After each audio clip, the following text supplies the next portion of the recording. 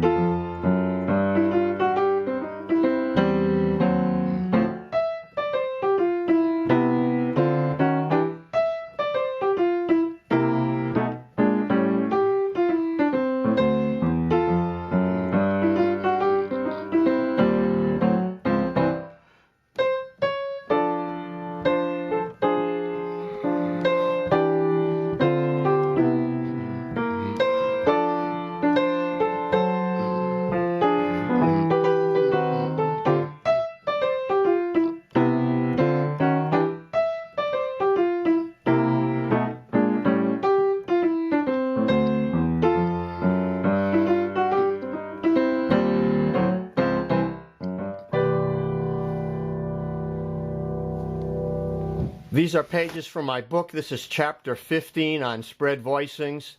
This is volume 1 of my book. And the way I've laid it out is I have theory, and then I have an application of the theory in an example, and then applying it to an actual song. So it's 3 steps: theory, application to an example, and then applying it to a specific song that you want to learn. So in this case, the song is Don't Get Around Much Anymore. So I'm showing you how to convert the block chords now to spread voicings in 3-part harmony, then how to convert them into 4-part harmony, and then how to use them on the song. And then on the next page you have the complete arrangement of the song. You know, so that's the layout. It's and it lies flat on the music stand. This is in 3-ring binder, and you have the 3-part harmony here in spread voicings, 4-part harmony here in spread voicings, and then some bass lines as well. So it's a complete arrangement, easy to play, don't get around much anymore. Now I'm going to go into specifics about the syncopation and the rhythm. First thing you want to understand in getting a professional sound is that you want to convert the block chord type of harmonization in the left hand to a spread voicing, which means you're going to be taking these scale tone 7ths now, which are block chords, 1, 3, 5, 7, and taking maybe the middle part out and putting it up here like that. So you have this root 7th and 3rd and 5th, so it's spread out. Or you could play this as a 10th and then go up there and play the 7th up there. So, and I have these laid out for you in the book as to how to arrange the spread voicing. But in this particular case, for Don't Get Around Much Anymore, which is a simple arrangement, if I did it as a block chord, it'd be, it's not so practical, but as a spread, now I'm going to just use 3 notes. So I'm going to take the 5th out, use the bass note, the 7th and the 3rd. So I'm going to have this, and that works nicely. That's what I did here. So the same thing there, you have root, 7th and 3rd. So that's a good way to spread out, and it's still easy, relatively easy to play. Next thing that happens is I do a bass line, so I'm breaking it up with spread voicings. Now the left hand is pretty much playing the roots, and then I have these chords, so I'm going to explain that next. So in explaining the voicings, the essential thing now is just to understand that I'm taking block chords and I'm converting them to spreads by spreading out the harmony that way. And even on these little licks on the bridge, I'm going, I mean on the end of the first ending, I'm doing that, and then on the second ending I'm doing this. You see, so that's spreading out, having the bass note down lower, and you get a better sound than if you just were playing, you know, if you were playing just block chords, you know, or this. It's not really that practical, but this really works nicely. And then on the bridge I have 4-part harmony, so I have root, 5th, 3rd, and that's the melody note, which is the 6th. And then an F minor 6 there. So I have root 6, flat 3. So that's a nice way to spread the harmony out. I just have 3 notes there. Then back to 4 notes harmony. Then this.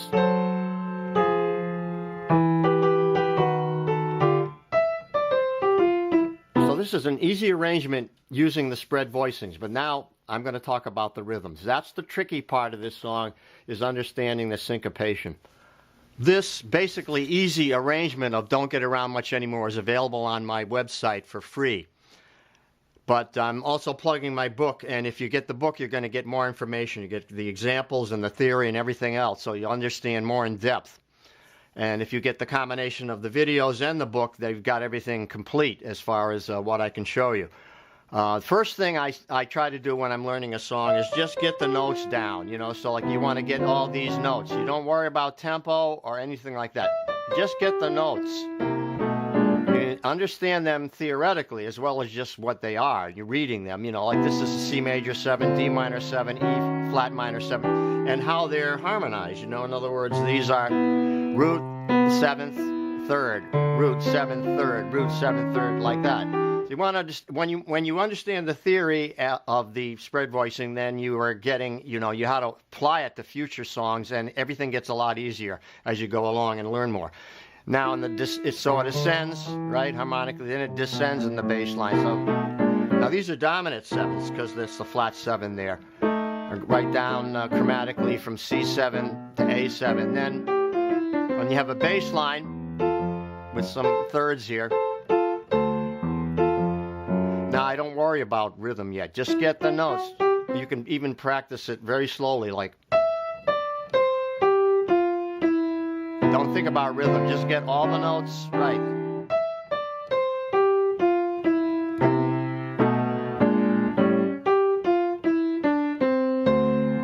Sometimes it's just good to practice something emphatically that way, rather than try to play it exactly the way it's written first. Just get those notes. And the fingerings. See, here goes 5, 4th, and now I'm crossing 3, 1, then I'm crossing. You have to get that finger, whatever's comfortable for you. That crossing, you know. And this one, that's pretty straightforward. Then, like that. Okay, now. Once you get that, then you get the bridge, you know, like the bridge is a little easier because it's just 4-part harmony. No bass line movement, but.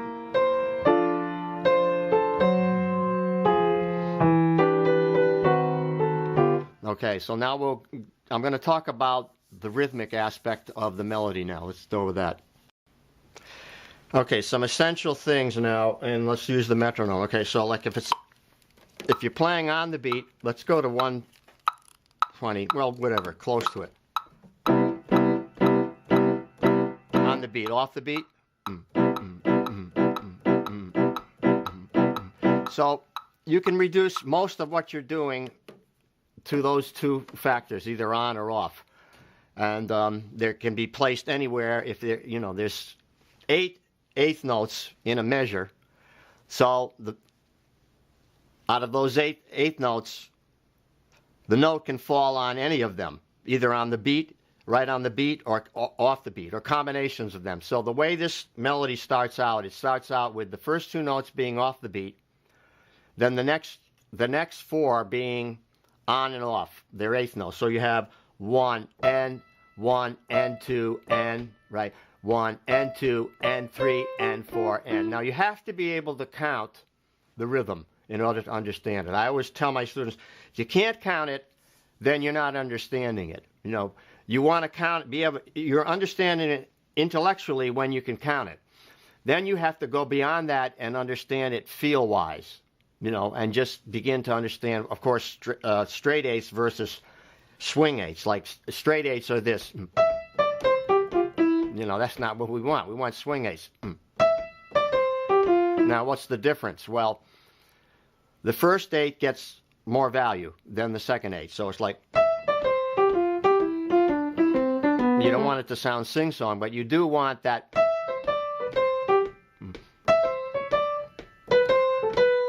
If I played it even a beat,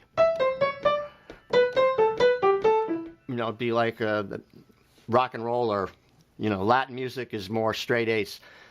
Jazz swing is the syncopated eighths. In other words, they are swing eighths. In other words, the first one gets twice the value of the second.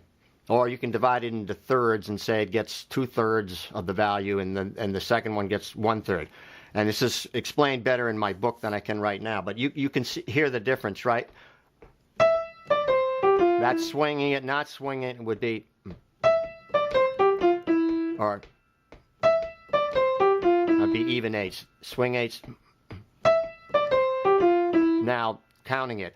1 and 2 and 3 and 4 and see, that's ahead of the beat. So I always think of those offbeats as being a little bit ahead of the downbeat. That's a good way to think of them. So that's the first phrase. Here's the metronome set on 120 for the quarter note. 1, 2, 1, 2, 3, 4, 1.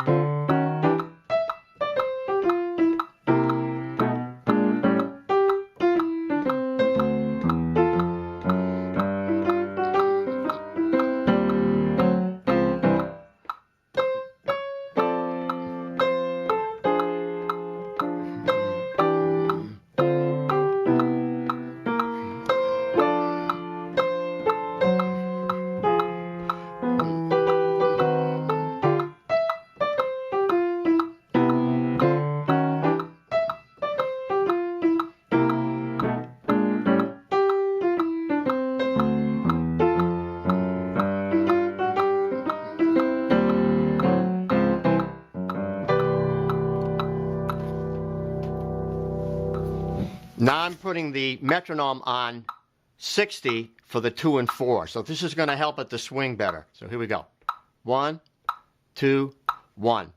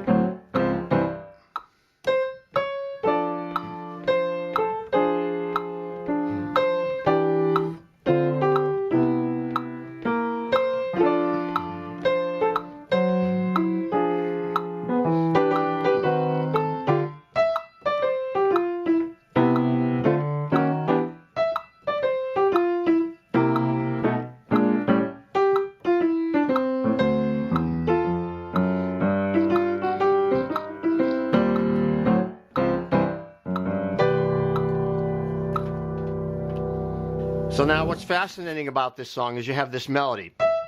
And then you have like sort of a response, like call and response idea. In other words, that's the statement. Now it responds to it quarterly. It's the descending, and then an ascending line responds. It's a little bit different, but it's very similar in a lot of ways because this is 1 and the same thing with the chord 1 and, right? So 1. But the second one is 1 and 2, 3, 4 and. See, now you have to be able to count it. If you can't count it, you'll never get it. You can never understand it. Well, some people are just naturally talented with syncopation, so they feel it the right way immediately without intellectualizing it. I'm intellectualizing it because that's easier for me to understand it in a thinking way, and then forget about that and just feel it later on. But you have this. Then that's the call. The response is, which is really cool. So now it goes 1 and 2, 3, 4 and. So you have to get those on beats and off beats. 1, that's off the beat. 1 and 2 on the beat, and then on the beat, and then off. See, 1 and 2, 3, 4. I can't emphasize this enough because it's the thing that is always the trickiest for students to get, particularly if you're not if you don't listen to a lot of jazz, or you're just getting into jazz, or you've been playing classical music, whatever it may be, to get this syncopation and get it to feel right, not only does it take intellectualizing and understanding it and feeling it, but it takes listening to a lot of jazz, so you begin to imitate people who are doing it really well. And that's understanding it in depth. So you have to all these things have to be happening, where you have to understand in a variety of ways, including listening to records. You need to listen to people, to great jazz pianists, and the way I'm doing, and so on. And I'm not the greatest. I'm just like an ordinary guy. But this is my concept. This is the way I hear it. So I practice all of these things in three ways: by intellectualizing them, by playing them and try to get a feel for them, and then also listen to records and try to imitate other players that are really excellent players. So as I was breaking it down, like you have eighth notes in a measure, and a melody note can end on, or hit on any of those eighth notes and either be a downbeat or an upbeat. So on the first bridge, we have, now the hit's right on 1, right? 1 and 2 and 3 and 4 and 1, but the next one hits on the up. 1 and 2.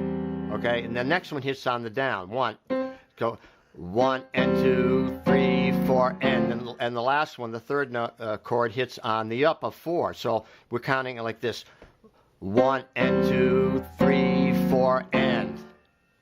Yeah, see, that's the thing that you need to be able to feel. Now you need to be able to play that and feel time against it. You're feeling the beat, so like the beat is in there. Now we can put it in like, on the 120, like that. You have to feel that against the beat.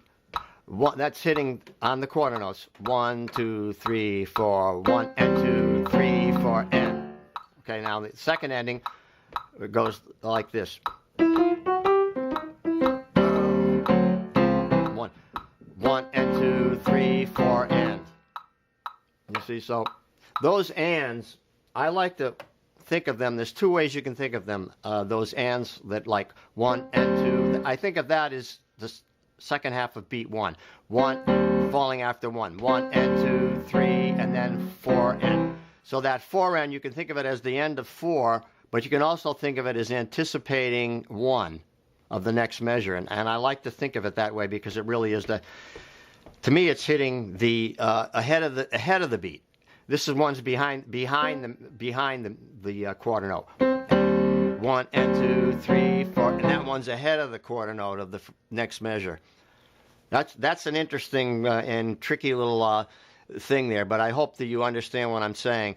Now we'll go into these little tips that I'm giving you are just my way of looking at it. If you talk to 20 piano teachers or 20 jazz pianists, you may get 20 different answers to how they look at it. So this is just the way I look at it and the way I've learned things. And one man's meat is another man's poison. So we get to the bridge now. It's right on the beat. I put those right on the beat. Right on the beat. And then this is on the beat, but the next one's off the beat, and the next one's off the beat. So you have 1, 2, 3, and 4, and, you see. Now, you want to count it, but you also want to feel it. You don't want everything to land on the beat, otherwise it sounds like this. Which is lame, right? That's not swinging. You want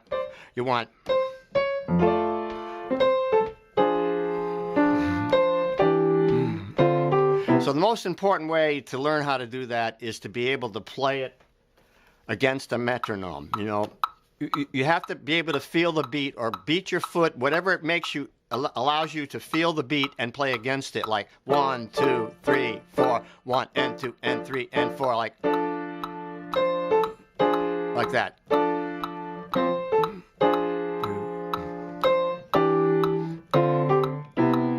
Now, this may sound elementary to some of you, but, for people having trouble with playing rhythm or offbeats or jazz rhythms, then this is a huge issue, and it was for me, it was for most of the students I've had, on an average, other than the gifted ones or the, ones that just naturally have talent, is the rhythm. Get the rhythm, like 1 and 2 and 3, to to get those beats and like not get off the time, you know, not rush, stay right on the groove. You know, let's put it on 2 and 4 and like see what it should sound like. You see, 1, 2, get the rhythm.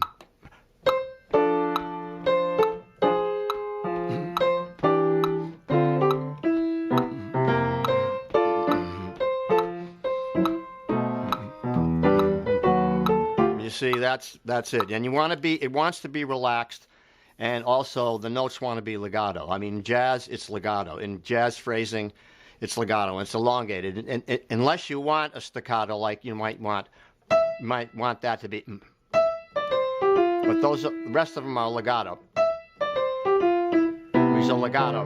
That one's staccato, right? So there you have it. So you have your legato, you have your staccato, and you have your rhythm, and your upbeats and your offbeats, on-beats and offbeats. You have all that combined into a nice jazz salad, you know, and it's a wonderful thing. Now, we could play an intro like this.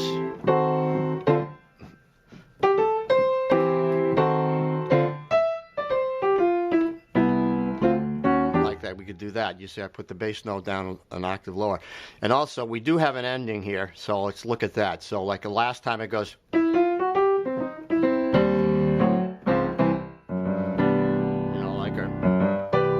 that. So you have 1 and 2, 3, 4, and that same kind of line that's in the second ending. And then a little additional measure in there to give it a sense of finality. Okay.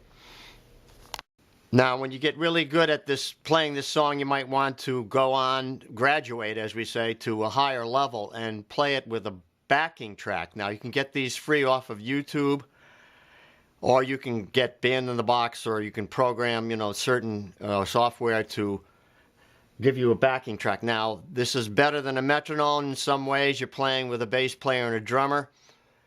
And this one comes from YouTube, so I'm going to be playing some improvisation as well. I'm going to try to keep it simple for the first chorus and then make it more complex so you can hear some ideas that I have about improvising. So here we go now with using a backing track for Don't Get Around Much Anymore.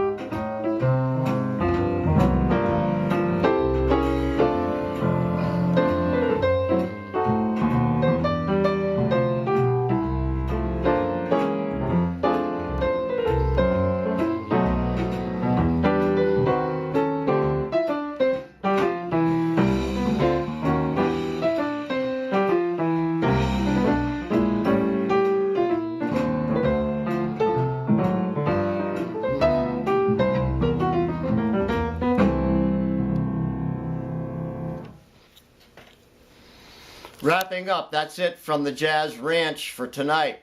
And thanks so much for joining me. Please write to me. I love to hear from you.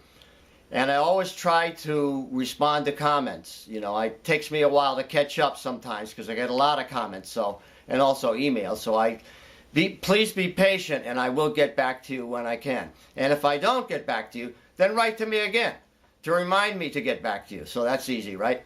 So until next time, I will say in the words of my great friend Hermie Dressel, swing loose. And we'll see you next time around. Bye-bye.